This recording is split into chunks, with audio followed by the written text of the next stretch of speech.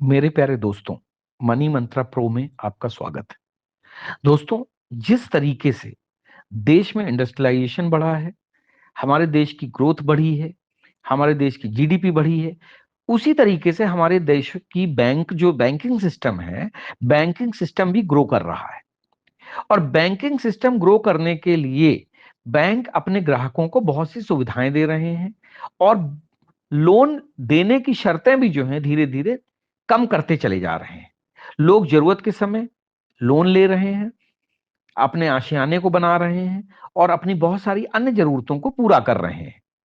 बैंकों की ग्रोथ का एक सबसे बड़ा जो कारण है वो है कि लोन जो है लोग ज्यादातर ले रहे हैं, लोन मिलना आसान हो गया है और इसीलिए बैंकों को ब्याज के रूप में एक बहुत ही तगड़ा फायदा हो रहा है। बैंक लोन का एक सबसे बड़ा जो एक कारक है वो है होम लोन। सबसे ज्यादा पॉपुलर लोन जो है बैंक लोन के सेक्टर में वो होम लोन है। और अब जब देश मतलब अपने देश में इंफ्रास्ट्रक्चर डेवलपमेंट हो रहा है, नए नए तरीके की टाउनशिप बन रहे हैं, मल्टी स्टोरीज बिल्डिंग्स बन रही हैं, डेवलपमेंट हो रहा है, सड़कें बन रही हैं, तो लोगों का जो एक चाहत है वो अपने मकान को लेकर भी बढ़ती जा रही है। लोग नए नए शहरों में जा रहे हैं नौकरी के लिए, अपने व्यापार के लिए, और उन शहरों में अपनी रिक्वायर्ड जगह पे, अपनी पसंदीदा जगह पे मकान भी खरीद रहे हैं। और मकान खरीदने का आजकल जो सबसे बड़ा जो एक कारण है वो ये है कि बैंकों द्वारा आसानी से होम लोन उपलब्ध हो गया है। तो आइए चलते हैं, ये जानते हैं कि होम लोन से जुड़ी हुई क्या क्या चीजें आपको ध्यान में रखनी चाहिए, क्या क्या फैक्टर्स ध्यान रखने चाहिए होम लोन लेने से पहले, ताकि आपको ईएमआई कम देनी पड़े, साथ ही साथ होम लोन लेने पे आपको नुकसान कम हो और आप आसानी से जो है उस लोन को चुका सकें, ना कि डेट ट्रैप में फंसे और फिर बाद में डिफॉल्टर हो जाएं। तो समझिए, लोन लेना, होम लोन लेना कोई बड़ी बात नहीं है, लेकिन उस लोन का पैसा समय पे चुकाना जो है बहुत बड़ी बात है। लोन चुकाने में दिक्कत इसलिए आती है क्योंकि मूलधन से ज्यादा आपको ब्याज चुकाना पड़ता है और फिर कई लोग मूलधन और ब्याज के जंजाल में ऐसे फंसते हैं कि लोन चुका नहीं पाते और डिफॉल्टर हो जाते हैं।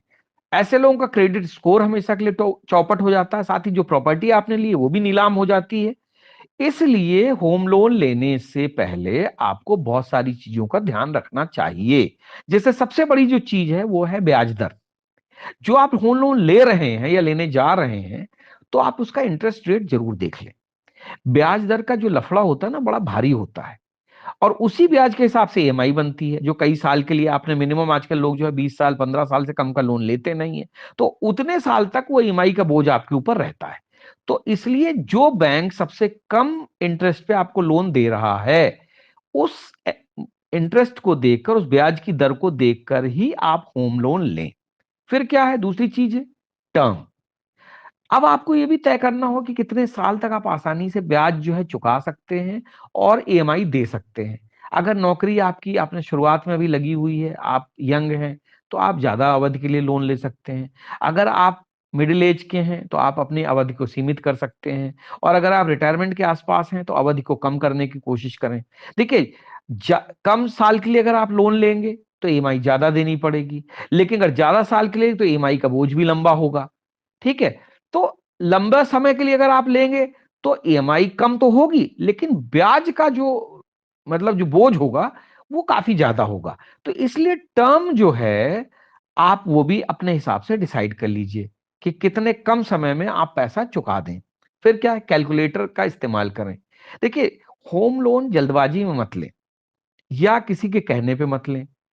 बहुत सारे ब्रोकर या आपको जो बैंकों के जो एम्प्लाई होते हैं वो आपको, अरे सर आप हमसे आप लोन ले लीजिए, हम आपका ये कर देंगे वो कर देंगे। फिर बाद में आपको कोई पकड़े नहीं मिलता जब एक बार आप फंस जाते हैं। तो इसलिए आप ईएमआई का हिसाब लगाइए, कितने टर्म के लिए लेना है उसका हिसाब लगाइए, कितना ब्याज है उसका हिसाब लगाइए। और वैसे भी आजकल हर बैंक का ऑनलाइन कैलकुलेटर आ गया है जिसकी मदद से आप ईएमआई जान जाते हैं। तो ईएमआई, ब्याज और टर्म जानने के बाद ही लोन लें। फिर आती है बैंक की प्रोसेसिंग फीस। हर बैंक की प्रोसेसिंग फीस अलग अलग होती है। आधा परसेंट से लेके 1% तक प्रोसेसिंग फीस होती है। किसी बैंक, जिस बैंक में आपका खाता है, अगर आप उस बैंक से लोन लेते हैं और आप नेगोशिएट करते हैं तो कई बैंक जो होते हैं प्रोसेसिंग फीस माफ भी कर देते हैं। जैसे एसबीआई है, जीरो प्रोसेसिंग फीस पे होम लोन दे देता है कभी कभी। तो आप प्रोसेसिंग फीस अगर आप देते हैं तो मतलब आप अपना नुकसान करा रहे हैं। तो इसलिए प्रोसेसिंग फीस के बारे में भी जानने के बाद ही आप जो है होम लोन लें। अच्छा, फिर क्या होता है, बहुत सारे जो होम लोन होते हैं उसमें हिडन कॉस्ट भी चिपकी रहती हैं, जो बताई नहीं जाती हैं। जब आप लोन ले चुके होते हैं तब आपको बताया जाता है, जैसे कि लीगल फीस हो गई, टेक्निकल वैल्यूएशन चार्जेस हो गए, फ्रैंकिंग फीस हो गई, डॉक्यूमेंटेशन फीस हो गई, एजुकेशन फी हो गई, नोटरी फी हो गई, लोन प्रीपेमेंट फीस हो गई, स्विच ओवर फीस हो गई। तो ये फी जो होते हैं सब हिडन कॉस्ट में आते हैं। तो भैया लोन लेने से पहले इन सारी मुसीबतों के बारे में जान लें, तभी आप जो है, जो बैंक आपको सबसे कम प्रोसेसिंग और ये सब फीस ले, या जो ये हिडन कॉस्ट ना लगाए, उससे आप लोन लें। फिर क्या है, आगे आता है आपका क्रेडिट स्कोर। देखिए, अगर आप डिफॉल्टर नहीं हैं, आपने अपने क्रेडिट कार्ड और डेबिट कार्ड की जो कहते नहीं, जो आपकी ईएमआई है सही समय पे चुकाई है, तो आप मतलब जो है आपके क्रेडिट स्कोर बहुत अच्छा रहता है। जो आप लोन लिया है उसको चुकाया है, तो आपके जो है आप डिफॉल्टर नहीं है, तो आपका क्रेडिट स्टोर स्कोर जो है वो सही रहता है। 750 से ऊपर का अगर आपका क्रेडिट स्कोर है तो उसे अच्छा माना जाता है और इस आधार पर लोन जल्दी मिल जाता है। अगर क्रेडिट स्कोर कम है तो आपको लोन मिलता तो है लेकिन दिक्कत आती है। तो अपना क्रेडिट स्कोर जो है वो ठीक रखिए। फिर क्या है, अपनी वित्तीय स्थिति का भी ध्यान रखें। जिसकी वित्तीय स्थिति मजबूत होती है, लोन भी उसको आसानी से मिलता है। तो आपकी जो फाइनेंशियल कंडीशन है वो बैंक देखता है। तो इसलिए जो भी कागज या आपको जो भी गारंटी बैंक में जमा करनी होती है, वो सारी चीज जो है वो प्रॉपर्टी वैल्यू बैंक देखता है, तभी लोन देता है। तो इसलिए अपनी जो फाइनेंशियल कंडीशन है उसको भी ठीक ठाक रखिए। साथ ही साथ सबसे जरूरी काम ये भी है, लोन ले लें तो उसके सारे कागज जो हैं वो संभाल के रखें, फाइल बना लें, उस फाइल में एक एक पेपर लगा लें। क्योंकि क्या होता है ना, बाद में बैंक आपसे कभी भी कुछ भी मांगना शुरू कर देता है, तब आप दौड़ भाग करते हैं, परेशान होते हैं। अपनी जो आपकी इनकम स्टेटमेंट है, सैलरी स्लिप है, फॉर्म 16 है, बैंक स्टेटमेंट है, आईटी रिटर्न है, एज प्रूफ, एड्रेस प्रूफ, आधार, आइडेंटिटी कार्ड, प्रॉपर्टी के कागज, ये सब सारे सावधान अपने साथ रखिए।